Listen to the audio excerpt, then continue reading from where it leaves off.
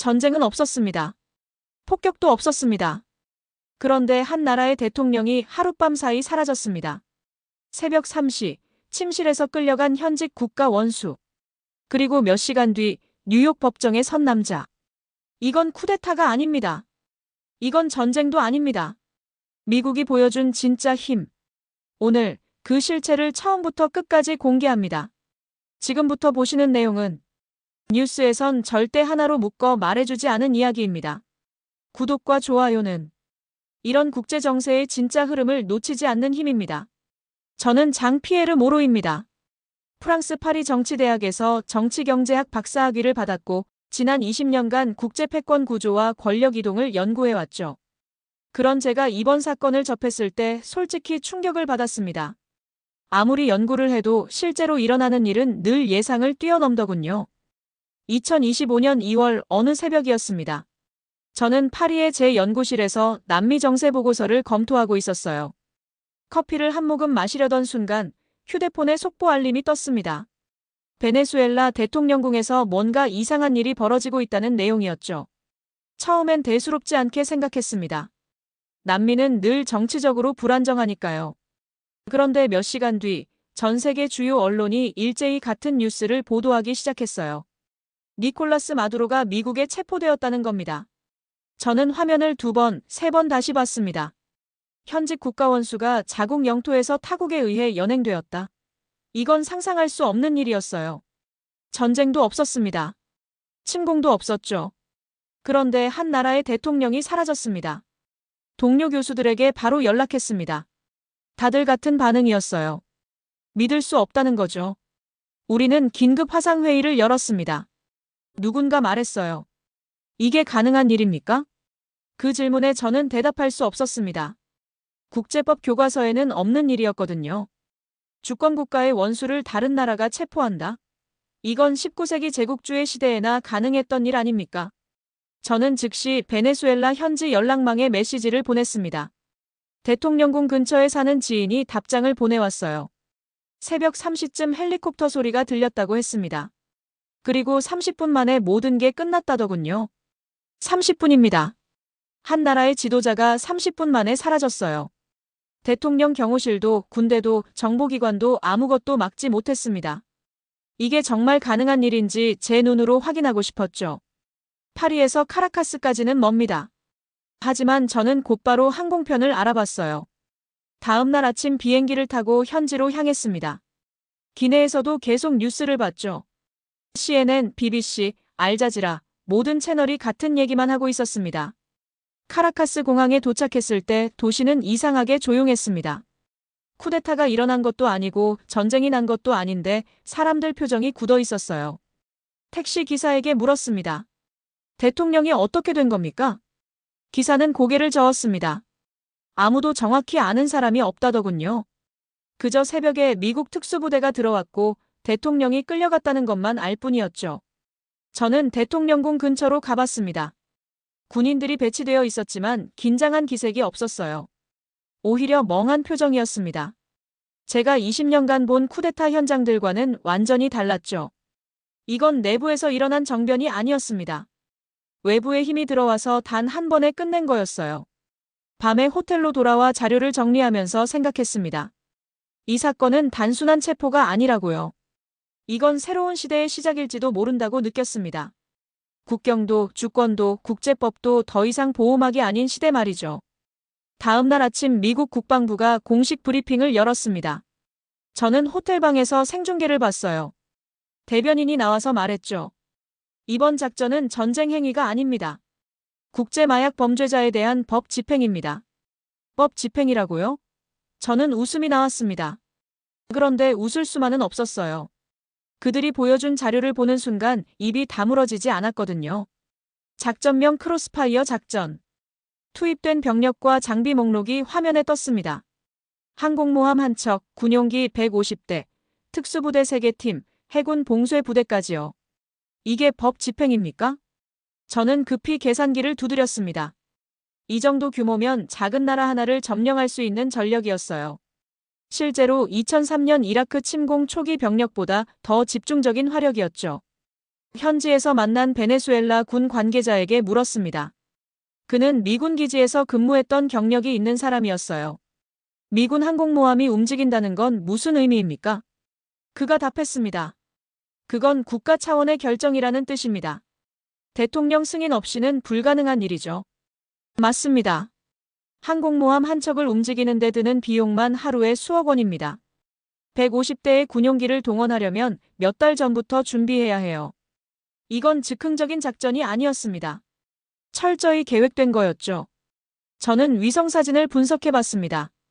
작전 3일 전부터 미군 기지들이 움직이기 시작했더군요. 콜롬비아, 파나마, 쿠라소 모든 거점에서 동시에 준비했습니다. 그리고 디데이 20개 거점에서 일제히 출격했어요. 이건 마약범 체포 작전이 아니었습니다. 정권 제거 작전이었죠. 하지만 미국은 끝까지 법 집행이라고 주장했어요. 교묘했습니다. 전쟁이라고 하면 국제법 위반이지만 법 집행이라고 하면 정당방위가 되니까요. 현지 언론인을 만났습니다. 그는 새벽에 대통령궁 근처에 있었다고 했어요. 헬리콥터가 몇 대 나왔습니까? 최소 10대는 됐습니다. 전투기 소리도 들렸고요. 베네수엘라 군은 대응하지 않았습니까? 그는 고개를 저었습니다. 대응할 틈이 없었습니다. 모든 게 너무 빨랐어요. 저는 작전 타임라인을 재구성해봤습니다. 새벽 3시 10분, 첫 헬리콥터 착륙. 3시 15분, 대통령 침실 진입. 3시 20분, 마두로 확보. 3시 40분, 수송기로 이송 완료. 정확히 30분이었습니다. 30분 만에 한국과의 원수를 제거한 겁니다. 이건 단순한 군사작전이 아니었어요.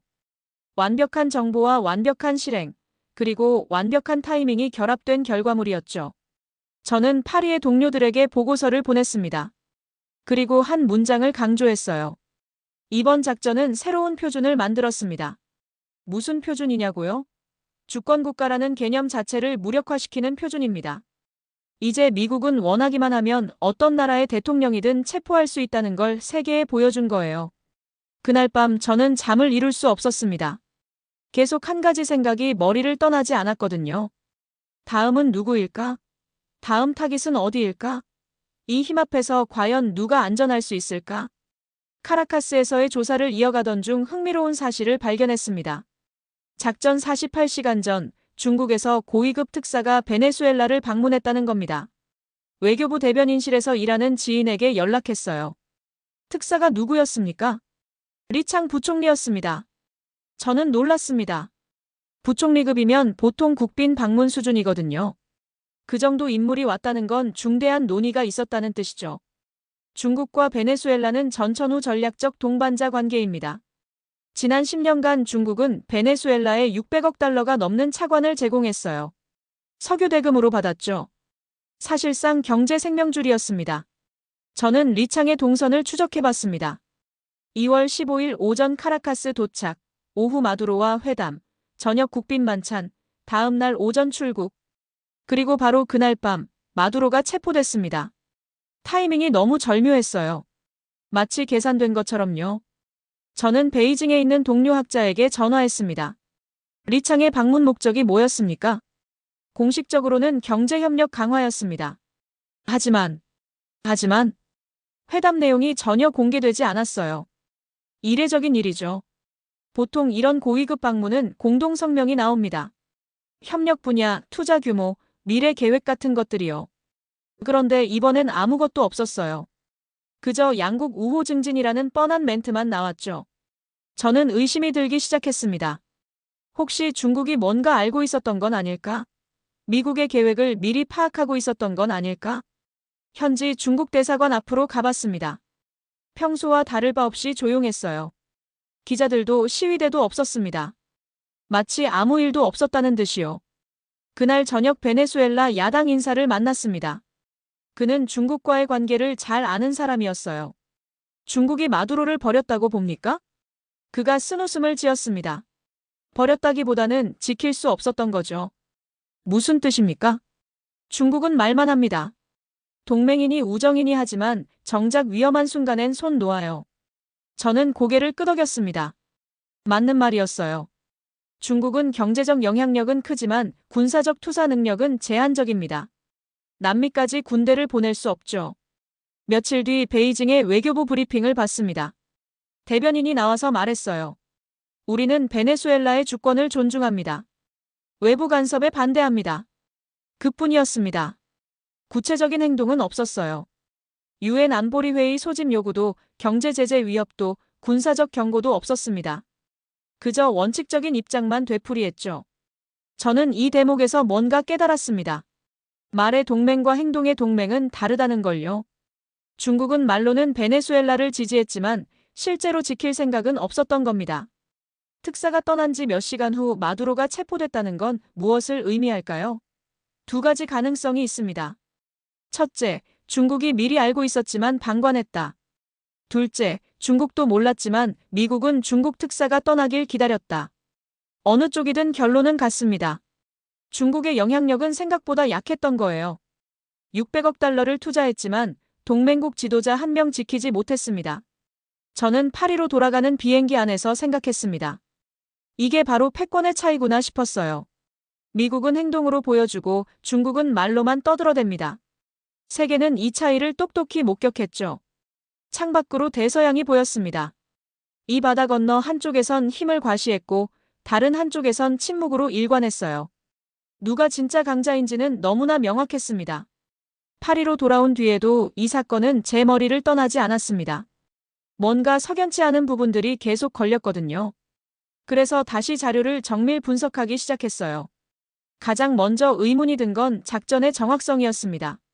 미군 특수부대는 대통령궁의 어느 방에 마두로가 있는지 정확히 알고 있었어요. 3층 동쪽 끝방, 침실까지 직행했습니다. 보통 이런 급습 작전은 시행착오가 따릅니다. 몇 개 방을 뒤져야 하고 때로는 오판도 하죠. 그런데 이번엔 달랐어요. 마치 건물 도면을 달달 외운 것처럼 정확했습니다. 군사 전문가인 친구에게 물었습니다. 이 정도 정확성을 가지려면 뭐가 필요합니까? 내부정보원입니다. 실시간으로 위치를 알려줄 수 있는 사람이요. 내부정보원. 그 단어가 제 머릿속을 맴돌았어요. 누군가 안에서 문을 열어준 겁니다. 저는 베네수엘라 군부 구조를 다시 들여다봤습니다. 마두로 정권은 군부에 의존하고 있었어요. 장성들에게 석유 이권을 나눠주고 마약 거래까지 눈감아줬죠. 충성을 돈으로 산 겁니다. 그런데 작전 당일 밤 군부는 전혀 저항하지 않았습니다. 대통령궁 경비대도 방공망도 대응 병력도 움직이지 않았어요. 30분 내내 아무것도 하지 않았습니다. 현지 군사 분석가와 화상통화를 했습니다. 그는 조심스럽게 말했어요. 저항하지 않은 게 아니라 저항할 수 없었던 겁니다. 무슨 뜻입니까? 명령 체계가 마비됐어요. 누군가 일부러 그렇게 만든 겁니다. 저는 소름이 돋았습니다. 군 지휘 체계를 마비시킬 수 있는 사람은 많지 않아요. 고위장성이나 정보기관 책임자급이어야 가능합니다. CIA의 과거 작전들을 떠올렸습니다. 1973년 칠레 쿠데타, 1954년 과테말라, 정권 교체, 모두 내부 협력자가 있었어요. 그들은 결정적인 순간에 문을 열어줬죠. 더 놀라운 건 중국산 무기 시스템이었습니다. 베네수엘라는 중국제 방공 레이더를 운용하고 있었어요. 그런데 작전 당일 모든 레이더가 작동하지 않았습니다. 전자전 전문가에게 자문을 구했습니다. 레이더를 무력화하는 방법이 뭡니까? 재밍을 하거나 아니면 시스템 자체를 꺼버리는 겁니다. 내부에서요. 또 내부입니다. 모든 길은 내부자로 통했어요. 누군가 의도적으로 방어 시스템을 무력화한 겁니다. 저는 작전 후 베네수엘라 정부의 대응을 분석해봤습니다. 놀랍게도 주요 장성 중 3명이 사라졌더군요. 공개석상에 나타나지 않았어요. 해외로 망명했다는 소문도 돌았습니다. 한 언론인이 제게 말했습니다. 그들이 미국과 거래한 게 분명합니다. 증거가 있습니까? 증거는 없지만 정황이 너무 명확해요. 그들의 가족들이 작전 일주일 전에 모두 출국했습니다. 저는 입국 기록을 확인해봤습니다. 정말로 그랬어요. 3명의 장성 가족들이 파나마, 콜롬비아, 미국으로 출국했더군요. 작전 5일에서 7일 전이었습니다. 이건 우연이 아니었습니다. 치밀하게 계획된 배신이었죠. 미국은 돈으로 아니면 안전을 보장해주는 방식으로 내부 협력자들을 확보한 겁니다. 저는 보고서에 이렇게 썼습니다. 이번 작전의 성공 요인은 군사력이 아니라 정보력이었다. 그리고 정보력의 핵심은 내부자였다. 파리의 제 연구실에서 밤새 자료를 정리하며 생각했습니다. 아무리 강한 성도 내부에서 무너지면 끝입니다. 베네수엘라가 바로 그런 경우였어요. 외부의 힘보다 내부의 배신이 더 무서웠던 겁니다. 작전 일주일 후 놀라운 소식이 터졌습니다. 미국의 한 온라인 베팅 사이트에서 이상한 거래 패턴이 발견된 거예요. 금융 전문 기자가 처음 보도했는데 저는 그 기사를 보자마자 심장이 뛰었습니다. 폴리마켓이라는 예측 시장 플랫폼이었어요. 여기선 정치 사건에 돈을 걸 수 있습니다. 마두로 체포 가능성도 베팅 항목에 있었죠. 작전 3일 전까지만 해도 성공 확률은 8%였습니다. 누구도 현직 대통령이 체포될 거라고 생각하지 않았어요. 그런데 작전 하루 전 갑자기 대규모 베팅이 들어왔습니다. 저는 거래 기록을 입수했습니다. 한 계정이 50만 달러를 걸었더군요. 성공에 올인한 겁니다. 8% 확률에 50만 달러라니 미친 짓이죠. 정상적인 투자자라면 절대 하지 않을 베팅이었어요. 금융 분석가에게 물었습니다. 이런 베팅을 하는 사람은 누굽니까? 두 부류죠. 도박꾼이거나 내부 정보를 가진 사람입니다. 둘 중 어느 쪽 같습니까? 후자입니다. 도박꾼은 분산 투자를 해요. 이건 확신범의 베팅입니다. 확신범. 그 사람은 작전이 성공할 걸 알고 있었던 겁니다. 그리고 실제로 성공했죠. 그 계정은 600만 달러를 벌어들였습니다. 저는 계정 추적을 시도했습니다. 하지만 암호화폐로 거래했더군요. 발신지는 프록시 서버를 여러 번 거쳤고요. 추적이 거의 불가능했습니다. 그래도 포기할 수 없었어요. 이건 단순한 도박이 아니라 정보 유출의 증거니까요. 저는 사이버 보안 전문가의 도움을 받았습니다. 이 수준의 익명성을 유지하려면 어느 정도 기술이 필요합니까? 상당한 수준이죠. 전문가거나 아니면 전문가의 도움을 받은 겁니다. 더 파고들수록 의심은 커졌습니다. 이 사람은 작전 참가자이거나 최소한 작전 정보에 접근할 수 있는 위치에 있었을 거예요. 흥미로운 건 이 사람만이 아니었다는 겁니다. 비슷한 시기에 5개 계정이 더 나타났어요. 모두 성공에 베팅했고 모두 큰 돈을 걸었습니다. 총액이 200만 달러가 넘었죠. 저는 이 패턴을 분석했습니다. 모든 베팅이 작전 24시간에서 48시간 전에 이루어졌어요. 작전 계획이 최종 확정된 시점과 일치했습니다. 한 금융 범죄 전문 검사와 이야기를 나눴습니다. 이걸 법적으로 처벌할 수 있습니까? 어렵습니다. 내부자 거래는 증권 시장에만 적용되니까요. 예측 시장은 회색지대예요. 회색지대. 법의 사각지대에서 누군가 큰 돈을 벌었습니다. 그리고 그 돈의 출처는 국가 기밀이었죠. 더 충격적인 건 이후에 밝혀졌습니다. 같은 패턴이 다른 사건에서도 발견된 거예요. 시리아 반군 지도자 체포, 리비아 민병대 지도자 사살 모두 직전에 이상한 베팅 패턴이 있었습니다. 저는 보고서에 이렇게 썼습니다. 정보는 3가지 방식으로 누설된다. 말로, 행동으로, 그리고 돈으로. 이번엔 돈이 가장 먼저 움직였다.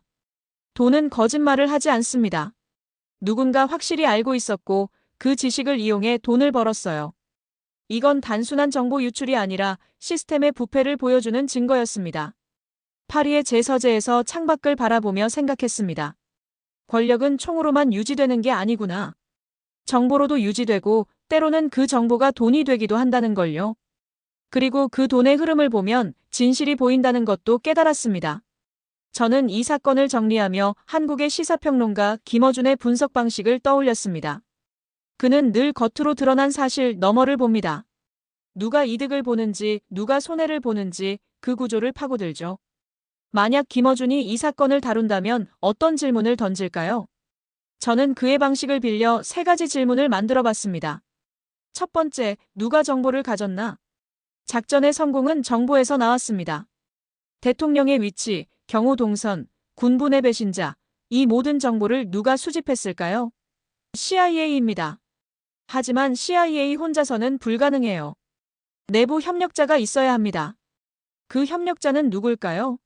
장성일 수도 있고 정보기관 요원일 수도 있습니다. 어쩌면 마두로 측근 중 한 명일 수도 있죠.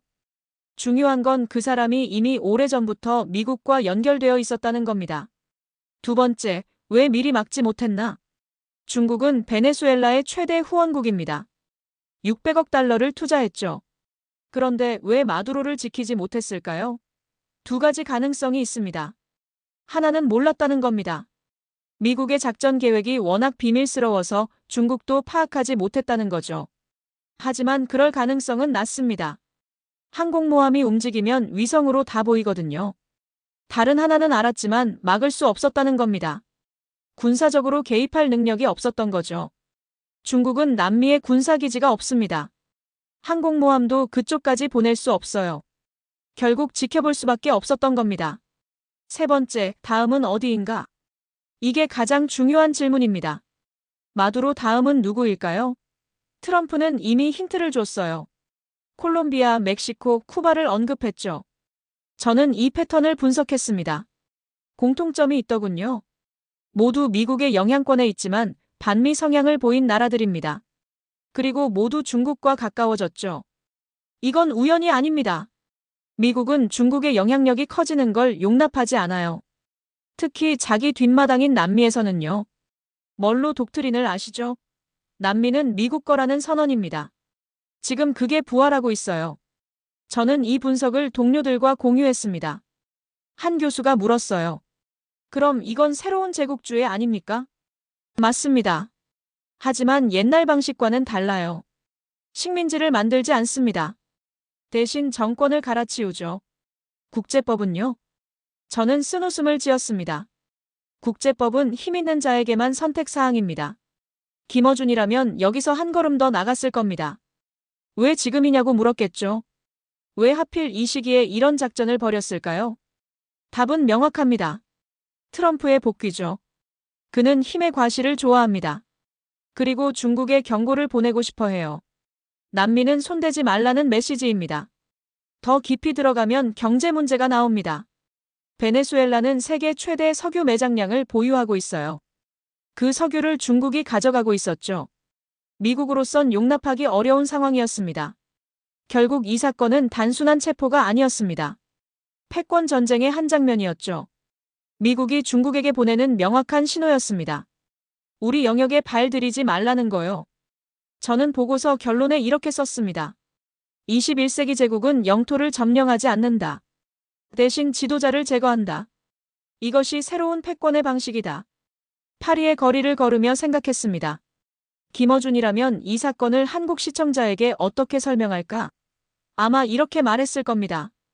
여러분, 이건 남의 나라 얘기가 아닙니다. 힘의 논리가 지배하는 세상에서 우리도 예외가 아닙니다. 사건 2주 후 베이징에서 외교부 정례 브리핑이 있었습니다. 저는 생중계로 지켜봤어요. 기자가 베네수엘라 사태에 대해 물었죠. 중국은 동맹국을 지키기 위해 무엇을 했습니까? 대변인은 준비된 답변을 읽었습니다. 우리는 국제법 준수를 촉구합니다. 주권 존중이 중요합니다. 그뿐이었어요. 구체적인 행동은 없었습니다. 저는 화면을 보며 고개를 저었죠. 중국은 말만 했습니다. 성명을 발표하고 우려를 표명하고 유감을 나타냈어요. 하지만 실제로 한 건 아무것도 없었습니다. 유엔 안보리 긴급회의 소집도 요구하지 않았고 경제 제재도 하지 않았죠. 저는 이 대목에서 미국과 중국의 결정적 차이를 봤습니다. 미국은 행동합니다. 항공모함을 보내고 특수부대를 투입하고 대통령을 체포하죠. 반면 중국은 말합니다. 동맹이니 우정이니 하지만 정작 중요한 순간엔 손을 놓아요. 베이징에 있는 동료에게 전화했습니다. 중국 정부의 실제 반응은 어떻습니까? 공식적으로는 항의하지만 내부적으로는 조용합니다. 이 문제를 키우고 싶어 하지 않아요. 왜죠? 미국과 정면 충돌하고 싶지 않으니까요. 바로 그겁니다. 중국은 싸우고 싶지 않았어요. 남미에서 미국과 맞서봤자 이길 수 없다는 걸 알고 있었던 겁니다. 군사적으로 투사할 능력이 없으니까요. 저는 중국의 남미 정책을 다시 들여다봤습니다. 지난 20년간 엄청난 돈을 쏟아부었어요. 차관, 투자, 인프라 건설 모든 걸 해줬습니다. 하지만 정작 중요한 순간 그 투자는 아무 의미가 없었죠. 왜 그럴까요? 답은 간단합니다. 돈으로 살 수 있는 건 경제적 영향력뿐입니다. 안보는 살 수 없어요. 위기의 순간에 달려와 줄 군대는 돈으로 만들 수 없죠. 베네수엘라 입장에서 생각해봤습니다. 중국으로부터 600억 달러를 받았지만 대통령이 체포당할 때 중국은 아무것도 해주지 못했어요. 반면 미국은 30분 만에 정권을 바꿔버렸죠. 이 사건 이후 남미 국가들의 태도가 바뀌었습니다.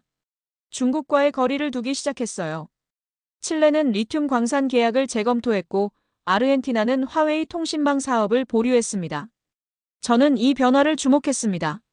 남미 지도자들이 깨달은 겁니다. 중국은 말만 하는 동맹이라는 걸요. 위기 때 지켜주지 못한다는 걸 말이죠. 한 남미 외교관과 대화를 나눴습니다. 중국을 여전히 신뢰합니까?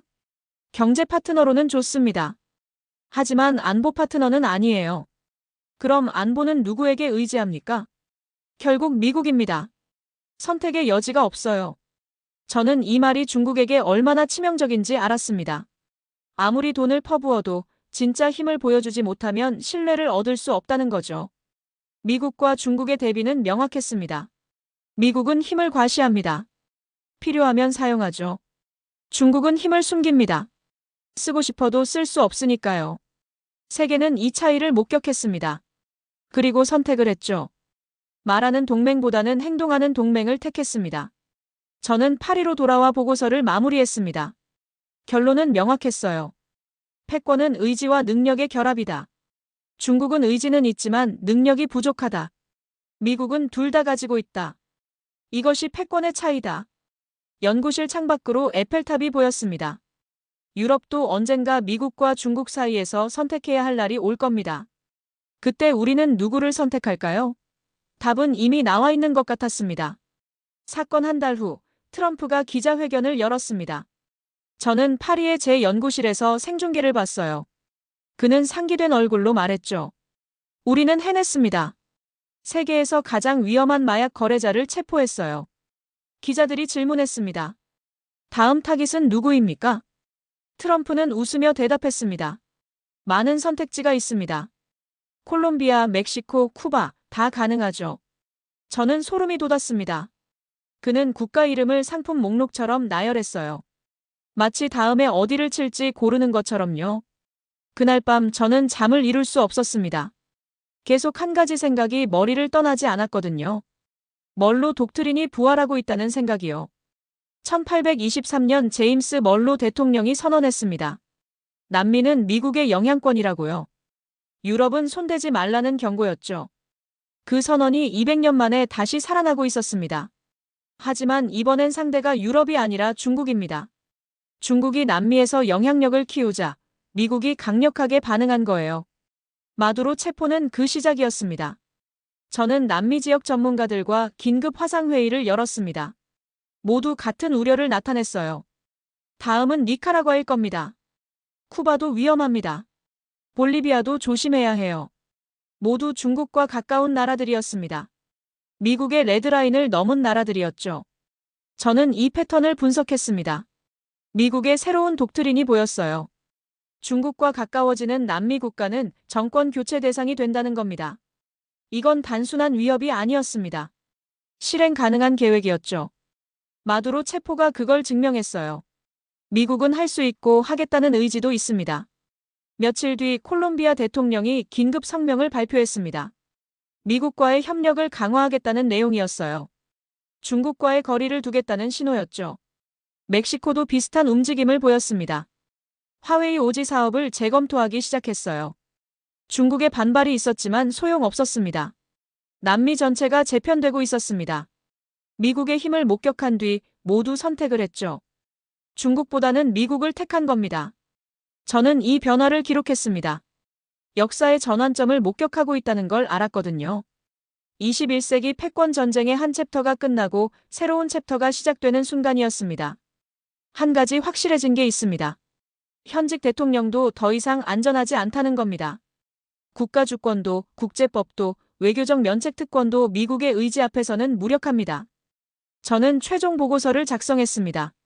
제목은 이렇게 붙였어요. 총을 쏘지 않는 전쟁, 21세기 권력의 방식. 보고서 마지막 문단을 쓰며 생각했습니다. 우리는 새로운 시대에 살고 있습니다. 전쟁이 총과 탱크로만 치러지던 시대는 끝났어요. 이제는 정보와 특수부대와 내부자로 전쟁을 합니다. 그리고 그 전쟁에서 미국은 압도적입니다. 군사력만이 아니라 정보력, 기술력, 외교력 모든 면에서 앞서죠. 중국은 아직 따라오지 못합니다. 마두로의 빈 대통령궁 사진을 보며 저는 생각했습니다. 오늘은 마두로였지만 내일은 누가 될까? 다음 주, 다음 달, 다음 해에는 또 누가 새벽 3시에 끌려갈까? 답은 하나입니다. 미국의 이익에 반하는 자, 중국 편에 서는 자, 그들이 다음 타깃이 될 겁니다. 파리의 밤은 고요했습니다. 하지만 지구 반대편 남미에서는 긴장이 흐르고 있을 겁니다. 누구도 안전하다고 느끼지 못하는 밤이었을 거예요. 저는 창밖을 바라봤습니다. 생강이 흐르고 불빛이 반짝였죠. 평화로워 보였습니다. 하지만 이 평화도 결국 힘의 균형 위에 서 있다는 걸 저는 알았습니다. 그리고 그 힘의 균형이 한쪽으로 기울었습니다. 미국 쪽으로요. 마두로 사건은 그 증거였죠. 이것이 21세기 패권의 모습입니다. 조용하지만 냉혹하고 합법적으로 보이지만 폭력적이고 평화롭게 보이지만 위협적인 세계입니다. 저는 보고서를 저장하고 컴퓨터를 껐습니다. 오늘 할 일은 끝났어요. 하지만 이 이야기는 아직 끝나지 않았습니다. 다음 챕터가 곧 시작될 테니까요.